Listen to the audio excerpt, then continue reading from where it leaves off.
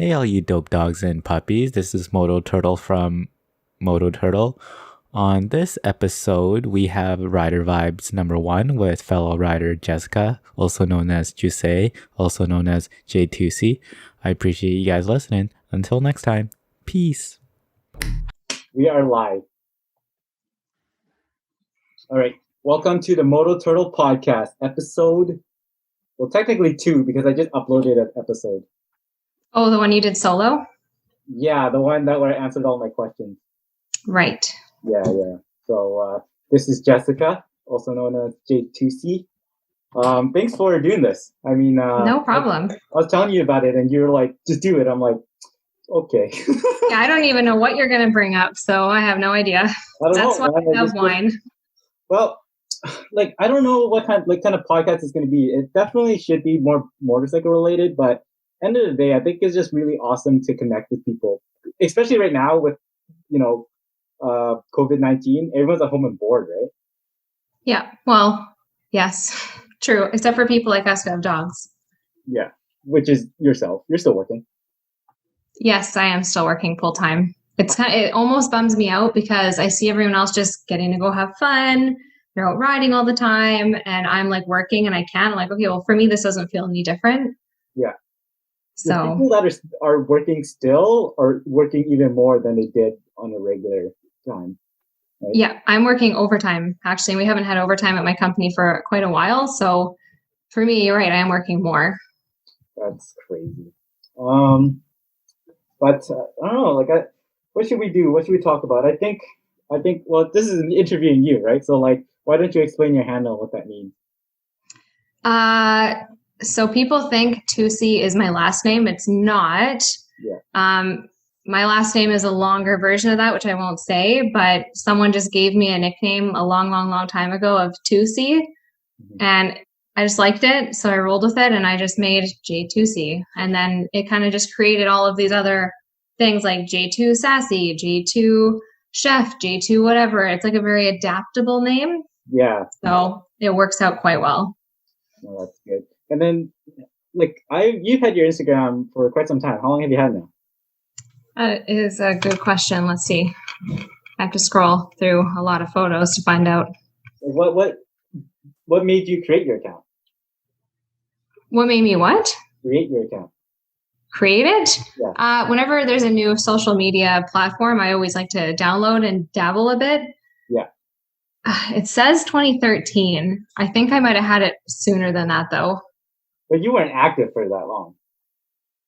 I was active on it right when I first got it, but my page didn't blow up until more recent years. I was just a nobody before. Well, I still am a nobody. Or did you convert a personal into bike? Just personal. I see. So wait, if I scroll down all the way to the bottom, will I see more old personal pictures? I deleted or I archived most of them because as I got older, I just didn't care so much anymore. Yeah. The first picture that you'll see, there's actually me on my dirt bike in some hot pink gear, which I don't even have anymore. I have the bike, but not the gear. Yeah, so pretty much it's bike, partying, bike. Let's get into that. What now? How did you get into riding?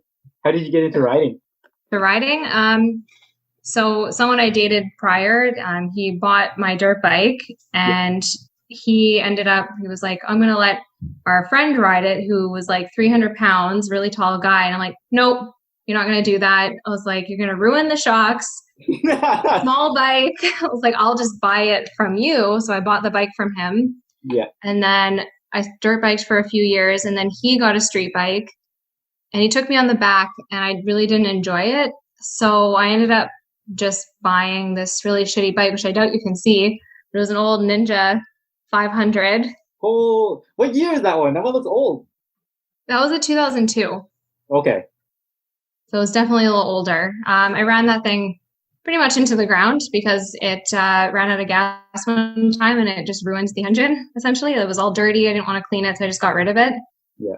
But basically, I got into riding on the street because I didn't want to be a passenger. I didn't enjoy it. It wasn't fun. I already knew how to ride, kind of. So I just took the course, bought a bike, and within a month, I was fully insured, fully licensed. And pretty much have not looked back since that moment. kind of took over my life. So you started dirt biking first, you said, though? Like kind of the very first time. How old were you then? 20, I believe. So, oh my God, I've been riding for 9 years. It's a long time. Damn, yeah, that is some time.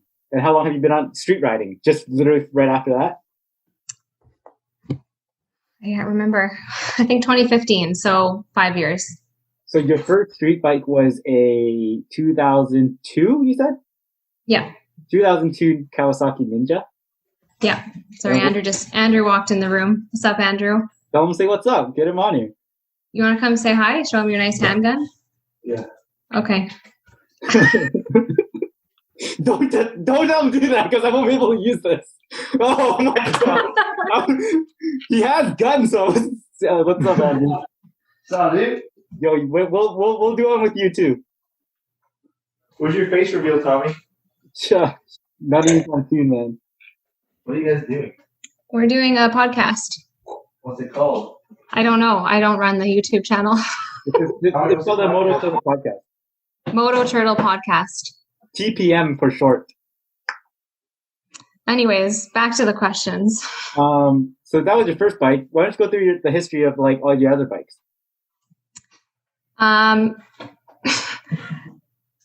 Are you about to make fun of my ER6N? Well, I bought an ER6N after, and I have a picture of it. It was a piece of pooey. You can swear. Okay. Still white. Wait, what? How much CC is that? What is that exactly? It was a 650. Okay. Just no offense. I just don't. That turned me off of Kawasaki. The first bike was the Honda Shadow. Andrew. The first bike was the 02 6 Kawasaki 500. Yep. And how long did you have that? Not even a full year. Okay, and the next bike was a 650. And I had that for just over a year. I had it for a year and 2 months. Yeah. And then I've had my FZ since then, like since 2017. The MT that you have now? Yeah. Oh, okay. Very loyal to that bike. And what made you decide to get the MT? Because I was in Calgary and a friend said after I had ridden my ER6N there, he's like, I've seen how you ride, and if you want, you can just borrow my FZ while you're in town. I'm like, oh, I don't know why I just rode here. That's stupid. Mm-hmm. So I ended up using it, and I fell in love with it. Even though I didn't like the older model, the clutch was really tight. But then all of a sudden they came out with a brand new white one, and I'm like, well, okay, I was meant to be. So I just impulsively bought it and then rode it home. Yeah, I mean, for some reason, I never see your bike in white. There's a few in Vancouver, not very many, very few. One, that's all. One other one, but that's it. I've personally seen about 3 or 4. Mm-hmm. Like there's one rider who goes to the track, and I see him there. But there's also a couple other random people that have it as well. Yeah, that bike's sick. It's. Did you do anything to it besides your exhaust? I mean, nothing mechanical. No performance. Like, did you do anything? I did my handlebars because yeah. I had to because I got in an accident. Wait, just like little things like levers, handlebars. People always ask about the bars because they're a little lower and they're black. It's Rizoma. It's really nice. I don't have my mirrors on right now, which you know. I'm just trying to think. Like just like remove passenger peg, like just basic stuff. I haven't done anything too extreme, but I am going to change my exhaust, I think, in the next month or so, just because I hate the one that's on there right now. So no comment. No comment why. Obnoxiously loud though. Like I think everyone agrees, like everyone forgets how loud it is until like Andrew is shaking his head in the corner. He agrees. Yeah, it's interesting that like definitely gets a lot of attention, that exhaust, just in terms of the noise. I'm just so used to it, I don't even notice it anymore. Do you have an exhaust that you're eyeing, like a brand? Definitely SC. Yo, email them, man. Don't worry, I already have the hookup. Oh snap. Don't worry. All right. I got codes. All right. What else should we talk about here? I mean, is there any questions that you get asked all the time when people message you and stuff like that? What's a great starter bike, which is a non-question to me. Most people ask how tall my bike is and like if I can fit it, like how long is my inseam? Would they be able to fit? But I have really long legs. I can fit almost every single bike anyways, except for like a Ducati Super Motard, any supermoto type bikes. They're just way too tall for me. But pretty much everything. Oh, sorry. And like a BMW, like GS 1200. Obviously I can't fit those. My feet will dangle like this much. But I personally just have long legs. So I fit almost every single bike.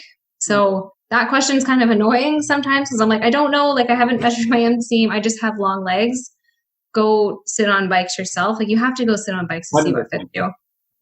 Yeah, oftentimes when someone asks that question, something along the lines of what's the best starter bike, is most likely someone that hasn't ever ridden yet or wants to ride, and they just literally never sat on a bike. And my answer is always the same. Like it's everyone's different. Everyone has a different reason. The best thing I can say to you is go sit on a bunch of bikes or go to a riding school that provides you bikes. Or go to the motorcycle show. Literally every single bike is there. No, exactly. That's so true. But any other questions? What helmet I prefer, what gear I prefer. But then it's always personal preference things. 100%. Typically, do you actually own your bike? That's another one I get. Very strange question. Yes, I own my bike. I think that's like a woman thing. Like for some reason, it's like people think girl riders are just posing rather than riding. Or like we stole our brother's motorcycle or our boyfriend's motorcycle. It's like, so it's mostly just feminist type questions I get, or like, what gear would you recommend? But again, it's all personal. You have to go try it all yourself. Like I like really expensive bougie gear. So if you can't afford that, you might as well not ask me because I'm going to tell you to go get Dainese and AGV and Shoei. Speaking of helmets, you have both Shoei and AGV. If you had to choose only one, would it either be Shoei or AGV? And when I say only one, I mean like for the rest of your life. That's a really difficult question. I know, because every time we ride, you're always like, which one? Because it's true. Like the AGV has its place, and the Shoei is just a great all-around helmet. But when it comes to aesthetics, it's just AGV for sure. AGV, right? AGV is definitely like delicious. I think I just see it and I'm like, yeah, I definitely want to wear that. And then as soon as I'm riding, I'm like, I can't hear anything. It's so windy. My eyes are getting dry. This isn't fun, but it's really light. It has great aerodynamics. It looks so good. It looks so good in photos. So like I find myself leaning towards it almost every single time now. And like when I wore the Shoei the other day, I'm like, oh, I remember why I like this helmet. I can hear everything. It is so comfortable. So I think I just have to get a different Shoei helmet, like maybe try an X14. Maybe I don't know. Which one's yours? The one you have now? What's that? Which Shoei do you have now? RF. The RF1200? Oh, okay. That makes sense. Okay. Yeah. So maybe if I was to try a different one, then maybe I'd have a different opinion. But right now I'd have to say AGV, which is bad. I don't know. I mean, everything you just said makes total sense. But something I like the AGV more on the track. Yeah, but man, every time you wear your AGV and riding, you're just like, yeah, can't hear anything. Yep. You're like, huh? What? Huh? Yeah, that's it all the time.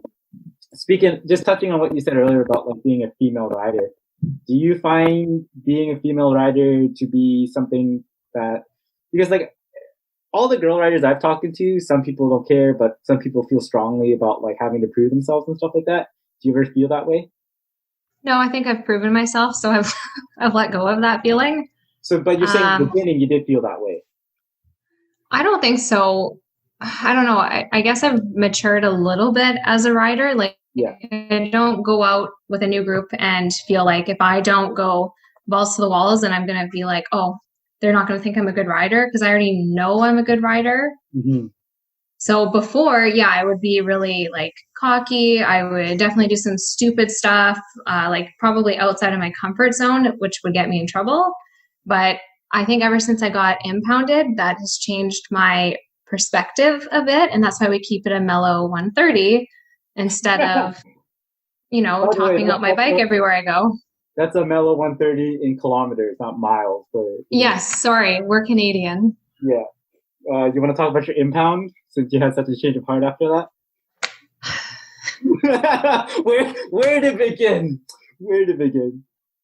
I don't know. I was just having a crazy year, and was this last season? Yeah. So if you hand me the keys to a Super Duke and I'm in a really feisty mood, apparently what I'll do is really naughty stuff, which I can't probably. Well, I guess it's been over 12 months, so I can talk about it now. So lane splitting. Yeah. Doing 150, and I didn't notice that there was a undercover cop car. Mm-hmm. So I lane split and cut him off doing that speed. So that was my fault. I didn't even see him. So as we had gone around a bend, we pulled over to wait for someone in our group who was a little slower.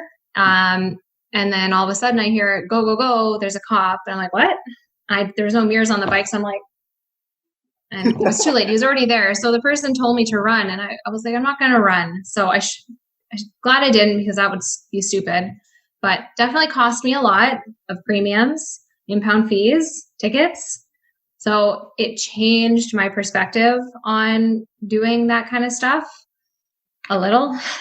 Yeah. So just be safe and, look for undercover cops. Yeah. So what road was this on? Oh, Sea to Sky. Oh, Sea to Sky. They impounded you. Well, where was your bike? Was your bike there too? Because you said you were riding a Super Duke. Oh, yeah. My bike got impounded too.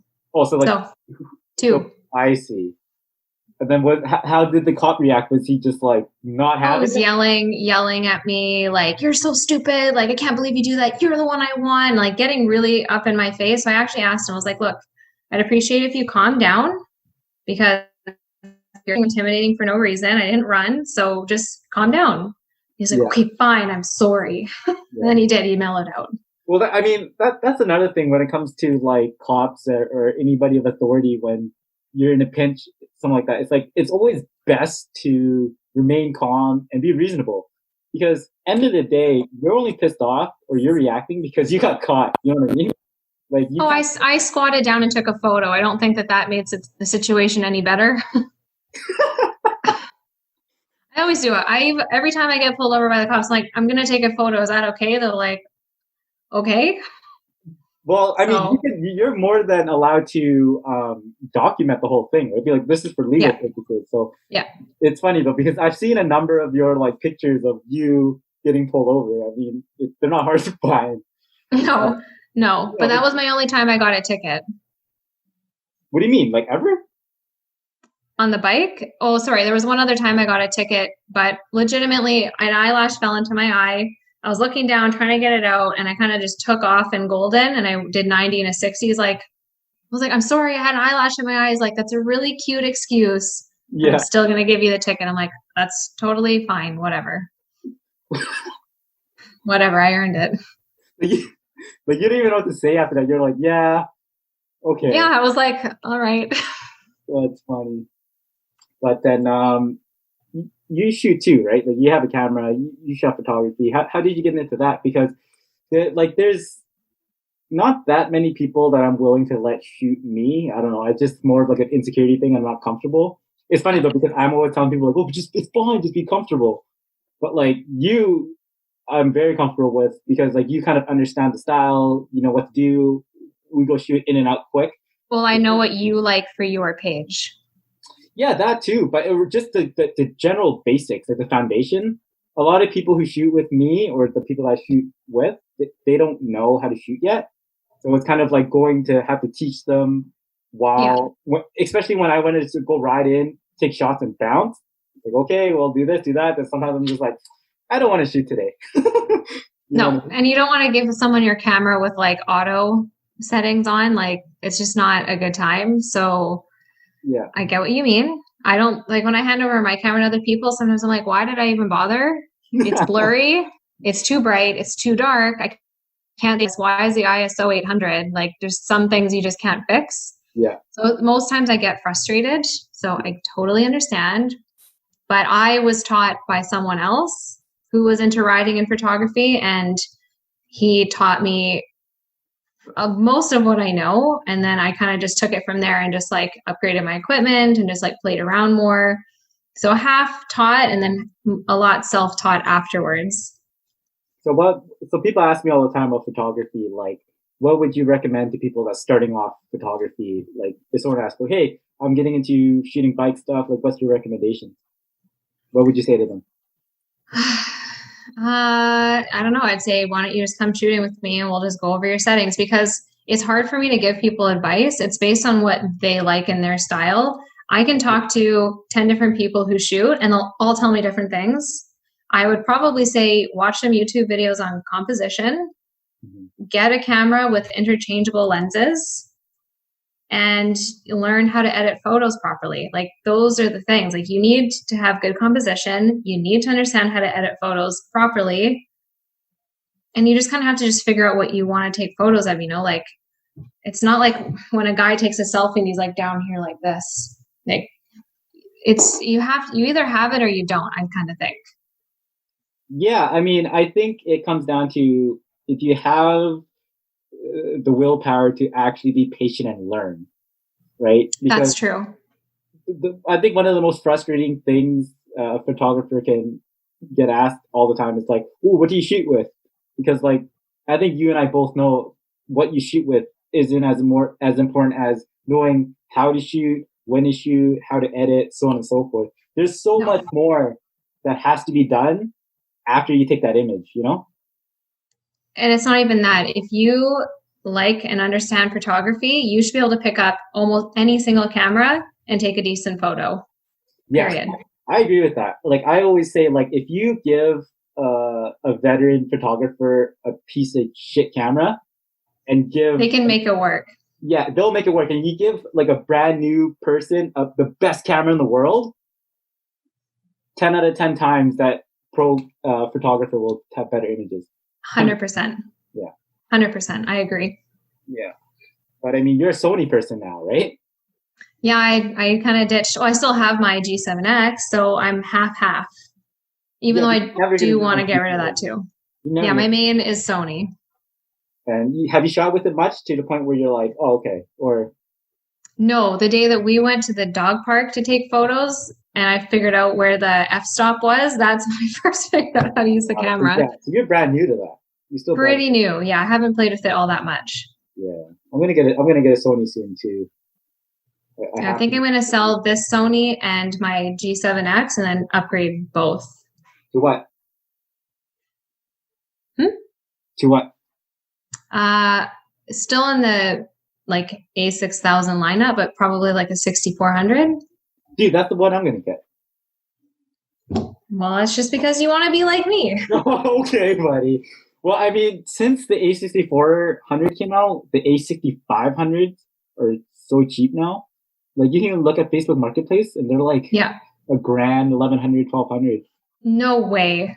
Oh yeah, I've seen, especially now that I'm kind of tight for cash.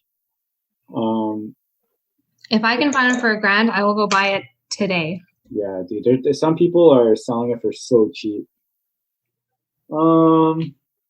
Have you ridden any, like, I don't know how much you've been riding outside of Canada, but like, where else have you ridden? Just California. Well, and like Washington, obviously, but yeah, just there. Nowhere extravagant overseas. I would like to do my next trip is go over to Europe, start in London, well, somewhere near London. I have family members there, so I'd stay there, rent a bike, go all around the UK, and then dip over. And I'd like to go up where all the nice, beautiful, curvy roads are. Yeah. So I have plans. Europe, I think, is going to be my next trip. Yeah, no. So we'll see. What about you? In terms of where you've ridden? Travel to? Well, 100% Japan. Because it's just like they have such the craziest roads. And I'm really into cars. So I would just hit up all like the infamous roads there, all the drift roads there, rent a bike. And like, I guess. And it's just super cool there. Yeah, exactly. I mean, it'd just be sick. And I want to go revisit the Rye factory because apparently you can do tours and stuff there. That'd be dope. I didn't know that's where they were based out of. Yeah, Arai, Shoei are Japan, AGV's Italy. I don't even know any other company. I didn't even know that Shoei was from Japan. I know nothing, apparently. I think I'm more partial to Italian stuff now. What do you think they were? I just didn't know. I just didn't care to look it up. But I know where AGV and Dainese are. I'm just like super partial to Italian stuff now. It sounds like it. I mean, you wear Dainese the most, right? Yes, I have. I have actually quite a bit of Dainese gear. What? Did you start off with Dainese right off the bat, or did you kind of like everyone else kind of start with whatever you can? Oh no, it was bad. Icon. Nothing against Icon, but like, man. My Icon helmet is iconic. That's what I started with. That's how people knew me, is because of my black and white Icon helmet. Yeah. So I still have that. It's in my storage area. And then I had an Icon jacket, and then I upgraded and got an Alpine Stars. And then after that, I got a Dainese like touring outfit, which I actually took on the track, which is shocking now that I look back. But so it was, once I got that, then I got like a Dainese full piece suit. Then I got a Dainese leather jacket, some Revit jeans, then I got some Moto Girl jeans. But I've always had like a lot of Dainese, 2 pairs of Dainese boots. I definitely have tasted the rainbow as far as gear, I would say. And is there any no Arai though? Yeah. Is there any other brand that you would want to try out, or are you loyal to them, would you say? I think that fit-wise, I'm pretty loyal. Well, yeah. It fits my body. Yeah, that's true. I was going to ask you, of all the roads that you've ridden, Washington, California, Canada, is there one that you're just like, oh man, that was like the one that takes the cake? Yeah, it's a track. It's called Area 27. Without a doubt, you would say that's your best riding experience? The track, yeah. Okay, let's say outside the track though. I had a pretty solid ride with Thomas and Megan and Baker. Actually, no, I'd say Winthrop. Winthrop was really good. What's that? Where's that? It's, I don't know, I had like 2.5, 3 hours into Washington. It's like, so here's the border and you like go down and then you go over, and it's like, there's no impound rules there. So I took advantage of that. I got a really nice big fat ticket for going 60 over, but it's just like a really long stretch of just like constant windy, beautiful roads, no impound rules. So I really had a great time there. So I'd say that or California, because California in general is just, I love the canyons there. Yeah. Almost twice there, but I do like the roads. You almost what, sorry? Went off the cliff. Damn. And what did you, was an error that you made, or? Yeah, just coming in too hot down a hill, going to the right. That's my problem area. So yeah. Great times though. Love California. I've heard you say that a couple times when we're riding, but like coming into a corner too hot, like you said it a couple times. What do you think it is about yourself? Is it like a breaking thing? Is it? I think it's just fear. Okay. That comes back from when I was dirt biking. I never liked going downhill. I was just really scared to hurt myself, because dirt biking, there's so much room for error and like you can hurt yourself no problem. So I think that fear grew then, and it is a really hard habit for me to kick. Mm-hmm. So I did actually drop my bike what summer was it? 2018 summer. I actually was up in Pemberton. I had followed someone up for a lap, and it was a really great lap up. I was like keeping up really well. And then he went around to do another loop, and I was like, well, shit, I want to do it again. So I followed, but I was trying to follow too aggressively. And then I don't know if I hesitated or I don't know what I did, but I came in way too hot, couldn't stop in time. I fully came to a stop, but I was partially in the other lane, and there was a truck coming at that very moment. Oh. So I came to full stop and then fell over. Okay. So that's why I changed my handlebar, because of that. That's what dented it. So that is the day that my fear became even worse. But then once I went to the track again after that, it took me a while, but I figured it out. Now I'm like way less scared, and I'm just more like when we go to roads we don't know, I always tell you, I'm like, I'm just going to relax until I know this road. And I do, because I don't want to do that again. Yeah, I'm really glad that you take that approach, because oftentimes you would see someone do the reverse, which is try to keep up. And which is not the best situation in any case, because I don't know the road, so why would you think that you should keep up with me when I'm kind of like hesitant myself, right? Yeah. So I'm really glad that you have that maturity level, because I'm sure you've ridden with people like that too. That's just like on your ass, wanting to get in front of you, and then I'm just like, go ahead. Yeah. Have at it. It's all yours. But then you catch up to them much quicker, because they think that they're fast, but they're much slower when it comes down to the corners and stuff like that. And you're just like, okay, now you need to be behind me, because it's hazardous for both of us, But that's why I really enjoy like riding with people like yourself that like have a maturity level to say, okay, well, I'm just gonna hang back, go at my own pace. You do what you gotta do. It's really important that when you're hitting the curves that you're aware, right?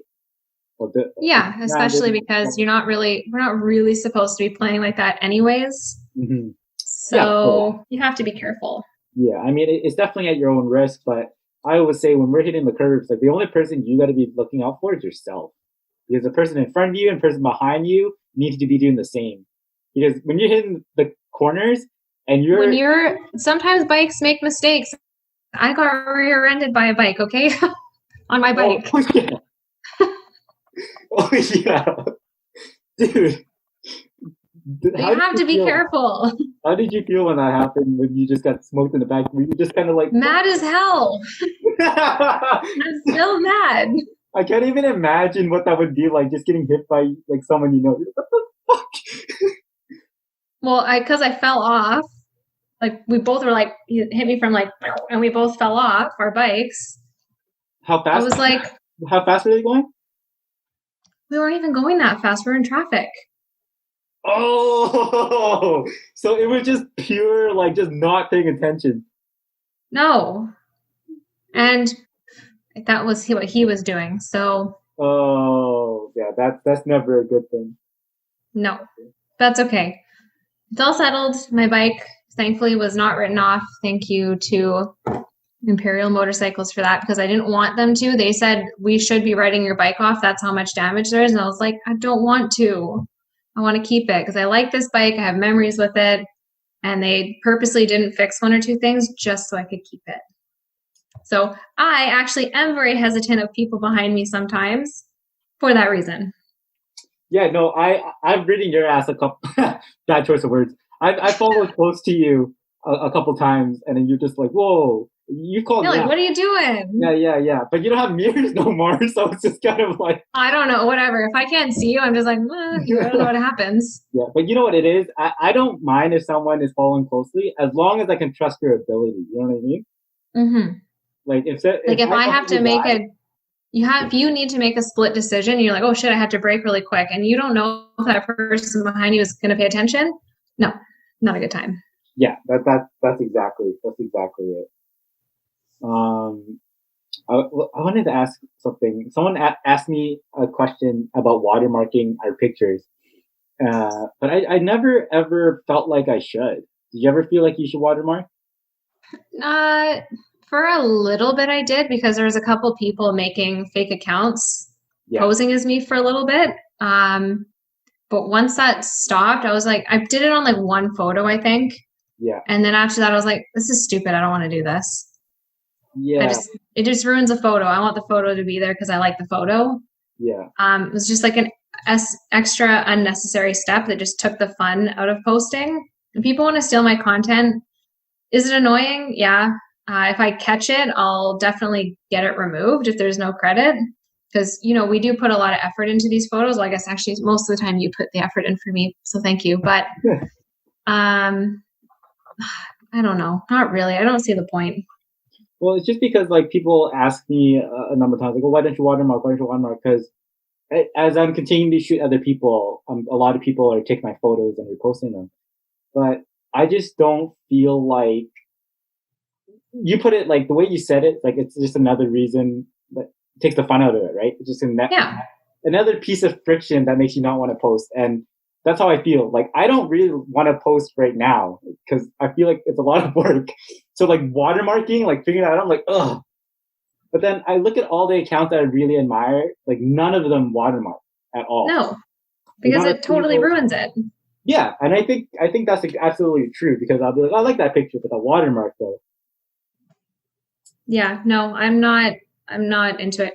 I don't like posting that all that much anymore either. Like lately I've just been like, okay, I want to post again. Sometimes I'll go in waves of like, I want to post all the time. I want to go out, I want to shoot, I want to do this. But sometimes, especially over like the winter, I'm like, I don't care. I'm just gonna take a break. It's like it's almost like a holiday from Instagram. Yeah. So yeah, I totally get that. You just lose your passion for a little bit if you do it too much. Yeah, I mean that's what happened to me, right? Was what happened in the beginning was I would shoot for other people, and because it was just between friends, it's easy for me to send pictures. But then I like to like try different things all the time. Was it easy? We waited a long time. Well, that was a later stage. True, that was later at first. Because people got used to like it coming over so fast that now that when I'm like, okay, well, I'll take my time. They're like, what's going on, man? I need a post. Yeah, I was like, what? Did I ship something from China? And then I was just like, and then I started thinking about Ken. I'm like, Ken doesn't send his shit for like next year. No one gives him shit. But you know what he does do? He'll always send like one or two. So you started doing that. I know she'll be like, I'll send you one or two little samples. Yeah, like an appetizer. Yeah, kind of. I can definitely do that. But it's just for some reason, and you know this very well, when people are on my ass about it, I do not. I'm like, I almost go the opposite direction. You're like, all right, you just put yourself in the back of the line. You know what I mean? Yeah. Well, you're just being rebellious, really. But yes, I get it. I just don't. Maybe it's just it's exactly that. Just like don't tell me what to do. You know. I'm still gonna always bug you. So sorry. You say that, but you don't. You know, you razz. No, it's true. You razz me. That's different. But like to be. Yeah, like, that's true. You know what I mean? But when people be like, "Yo, like I'm low on content," I'm like, "Listen, it's not my problem. You're low on content." You know what I mean? Go take your own photos. Yeah. See, I have other photos. That's why I don't care. Yeah. Like if I want photos for my page and I'm like, I have literally nothing to post, which is impossible because I have like 1,000 pictures sitting that I've never posted. Yeah. That's not you're right. It's not your fault. It's not your problem. Go get a camera or use your iPhone. iPhones take pretty good photos nowadays or whatever crappy Androids people use. Oh, you know what I'm going to do if we ride tomorrow? What? I'm going to make a YouTube video that just says something along the lines of like, don't tell me you need a good camera, and it just does an iPhone only photo shoot. Oh, right. And I like that. Edit that and then make a YouTube video because people tell me all the time like, what's the best camera? I'm like, listen, like phone cameras are pretty goddamn good these days. They've come a long way. Not in low light, but they've come a long way. Of course, and editing goes a long way. You know, like I've seen people edit with iPhone pictures and it looks amazing. Yep. You know what I mean? So I just wanted to make that video, post it, and just be like, don't tell me you need a good camera, you know?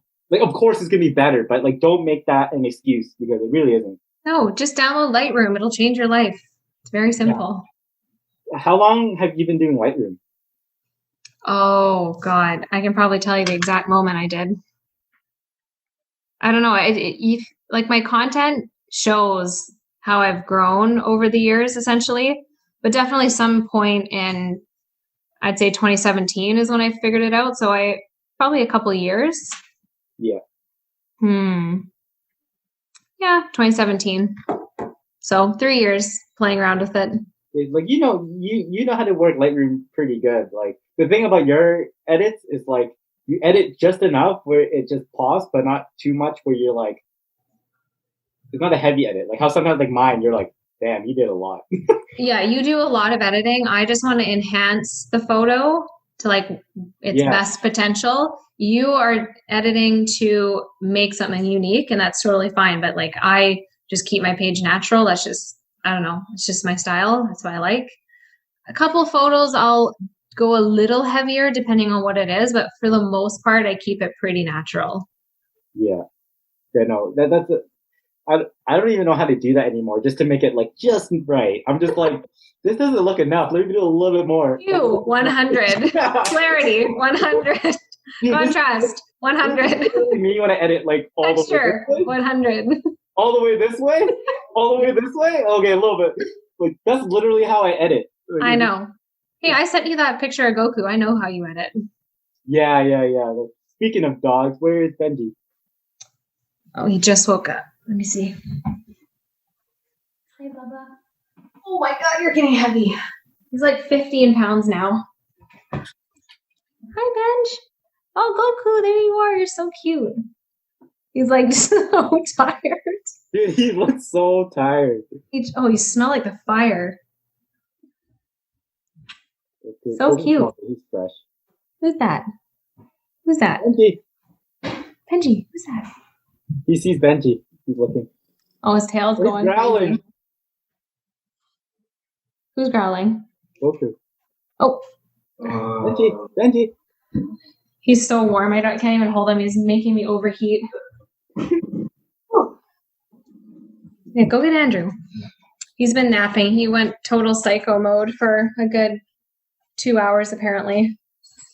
Dude, look at this. I had this like list of I was like in bed one day. I was like, if I were to ask questions, what would I ask? That's a solid list. I think we answered most of them. Oh, what would be your dream bike? Oh, the new Street Fighter, 100%. Rapid and white. Yes. Dude. It's delicious. Yeah. It has winglets. Did you see the winglets on this? Oh, buddy, that's so sick. Take those off, though. It's what? I would take those off, though. Really? Yeah. Why? I don't know. Just, I like my bike slim. But like, they actually serve a purpose. They're not just aesthetic. I know. If I'm going on the track, yes, I would put them on. But just for rolling around, I'd probably take them off. Oh, yeah, that's what I want to talk to you about track. Because you said that the fear of you kind of, the fear that you had after the track, it kind of subsided. Like, how much did the track help you in terms of being a better rider? I don't even think I knew how to ride before I went to the track. That's how I feel. Yeah. Because there's no distraction. You are just thinking about how to use your bike to go faster. It's a tool. You have to trust it. And I think that before I went on the track, I didn't know how to trust a motorcycle properly. Like, I used it, but I was always a little hesitant. Like, there's just skills that you learn by doing this over and over and over and lap. You just learn so much. And you meet so many people. You get so much advice. You tweak your bike. You change certain things. Like, you'll modify stuff. You'll do suspension properly. It's just so fun. It's just all around totally changed how I appreciate riding, I guess, because when I go to the track, if I go back on the street, I'm like, oh, this is boring. I want to go home. Yeah. No. Would you say that going to the track, it makes you enjoy your street riding more, or do you find yourself saying like, man, like I would like it much better if I was just on the track? Yeah, I would definitely say the latter. I think that if I could go to the track every single weekend, I wouldn't even ride on the street.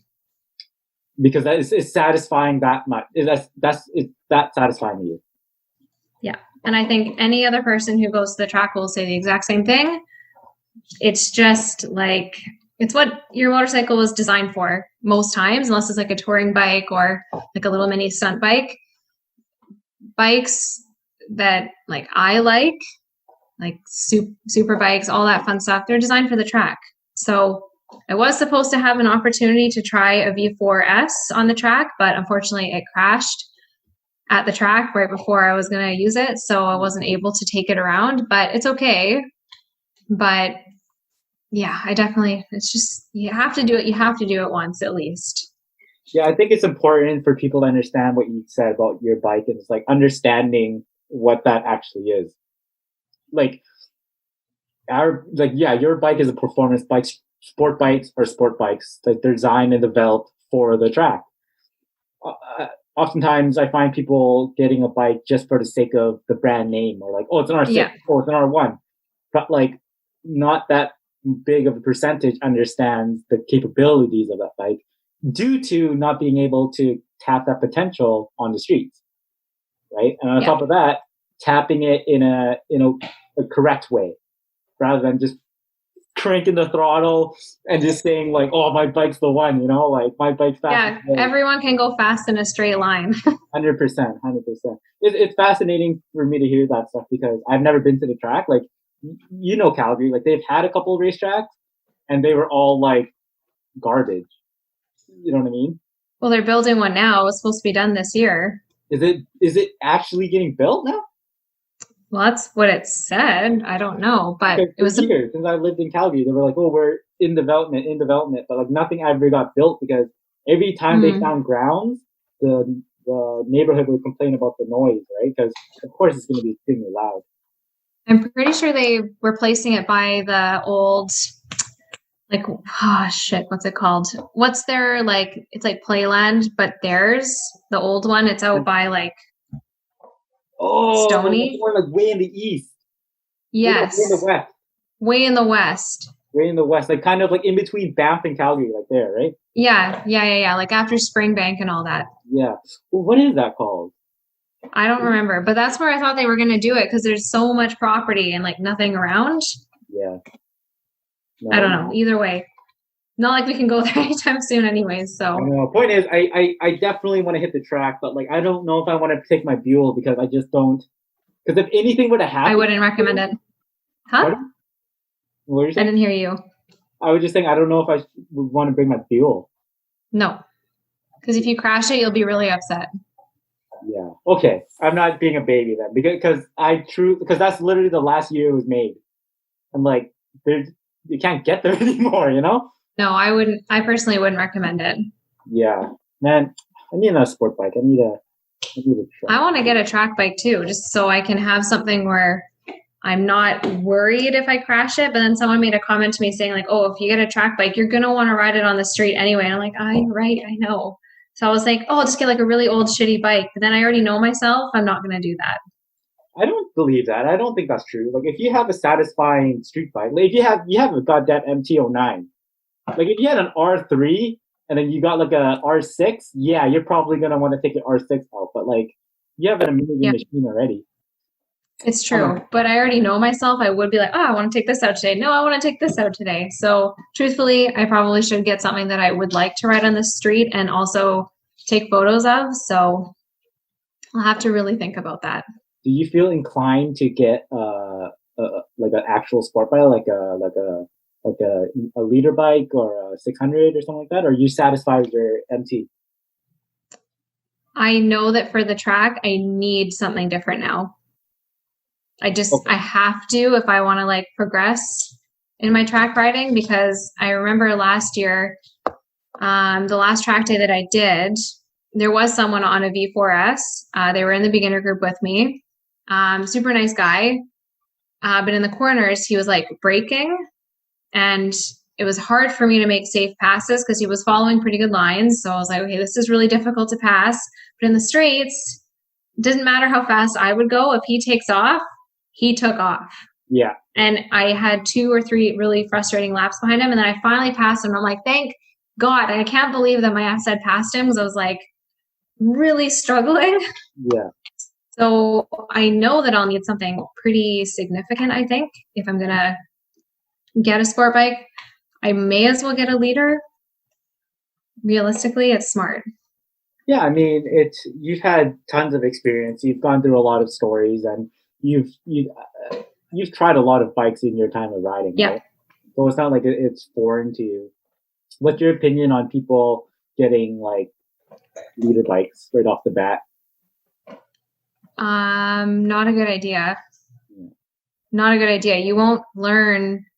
Like, I'm not saying you have to get an R3, but like start with something mid-range and you'll learn so much more, because honestly, if you're not learning how to like fully max out your bike safely, like everyone says it, like it's so fun to ride an R3 because you can just max it out and you're like, you feel like you're going really hard, but you're also just learning the limits of a bike. If you get an R1, you have almost like a limitless bike and tons of room for mistake if you don't know how to handle what you have. That is so true. That is absolutely so true. I think that's, but like, it's such a great time to start riding, because back when we started riding, dude, like they didn't have 3, 4, 500cc bikes. They had like 125 cc's, 250s, and they all looked like bicycles with an engine on it. Pretty much. Like to the point where you're like, I don't even want to like link up with people riding that thing. They just look so like weird. But like the 300, 400, 500s, they look amazing. Yeah, now they do. Yeah, they look great. Like anybody, like an R3 looks amazing. Like it's one of the best looking bikes, I swear. I like the Yamaha one. Yeah, they look. The Yamaha looks pretty good. Okay, 1 second. It's just very bright in here. It's like aggressive. Blinding me. There, that's better. I was like getting washed out. And Benji's eating his water bowl. I think he needs water, but that's okay. He'll survive for a minute. Well, that's all good. I think that kind of like, I think we answered surprisingly, like in my head, I'm like, I don't know how this is going to go, but like I was listening to someone that interviews a lot of people. He's like, if you make a list, you're only going to make yourself nervous. Like an interview should be like a flowing conversation, you know? Like that's a good interviewer. If you're relying on a step-by-step list, it's like you're not doing... Conversation flows as it is. And it's not like we don't know each other. Yeah. So it's easy. Exactly. But I mean, it's funny. Like I'm looking through the list, and it's like we literally touched on every single thing I wanted to without even knowing that. So yeah. I think that concludes it. Is there anything else that you wanted to mention or talk about? No, I think I'm good. It was definitely a good discussion of like getting to know history of why I ride, essentially. Yeah. I think that's good. Yeah, we got to see the dogs. That was very important to me. Yeah, I mean, like, I'm not sure where this is gonna go, but like, what I want for people to do is like, because it's hard to get to know someone on Instagram, right? Like, there's so much more behind that. So like, I just think it would be cool if we did something like this, and like, if they listen to the podcast, they get to know the person I'm interviewing way better. Yeah. Like, I want to know more about that person. How do I do that?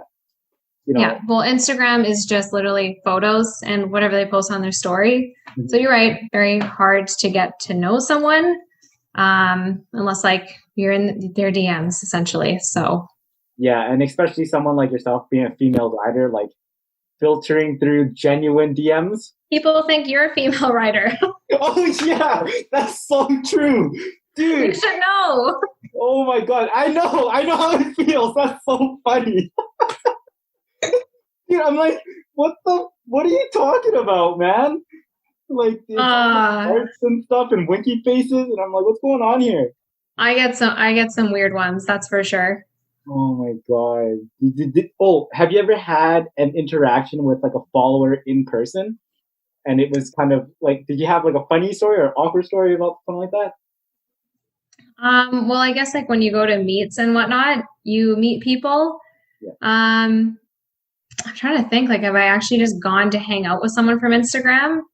Yeah, I have. I flew to Calgary for one, but that was because I followed them. But okay. Yeah, no, sometimes you do. I don't think I've had any, like, I'm trying to think. I've had lots of weird interactions with people in general, so probably just like filters to the back. Yeah. There's always going to be weird people you don't click with. I'm pretty particular and I'm very picky with who I let into my life. So if I don't feel a good vibe, I'll just be like, well, that was weird. Okay, never going to hang out with that person again. Sorry, not sorry, but like, I'm really picky. No, I think that's fair. I mean, I literally talked about this a couple days ago, just talking about who gets to ride with us. And it's not like we're better than anyone else. It's just, it's almost like a process, right? Like I make sure I ride with that person a few times before I'm like, okay, I'm willing to let them ride the group now, or you or someone like that, because I just want to bring someone over to one of my friends and they're just being like dangerous or whatever, right? You just want to put anyone in that position. I completely agree. Completely. That's like when I will be careful with who I bring my brother around, just because I just want to make sure like nothing will happen to my brother because I care about him. So I do that mostly just with my brother. My other friends, like, oh, whatever. You guys want to come around, come around. You guys get involved with them though, and then I don't like them, then we're screwed. Yeah, I mean, yeah, that's a good point. But let's end on this note. Let's grab Benji and I'll grab Goku. Let them. I just want to end it with the dog. Goku, where'd you? Oh, look at you, buddy. Oh boy. Oh my god. Okay. Benji? Benji? Hey, look. Benji? Look. Who's that? His belly's so warm. He sees him. He's like, what's going on here? No. No biting. Oh my god. And there's my true dog. Hey, no. Okay. Well, I just want to say huge thanks for doing this. It was really fun. No problem. And then thanks for having me. Oh no, for sure. I mean, you definitely encouraged me, so thanks for that. But thanks for listening to this podcast, guys. We will see you on the flip side. I don't know what an outro is. You do an outro. Shit, I don't know. I only do those for work. I'll just do this. Cheers. Cheers.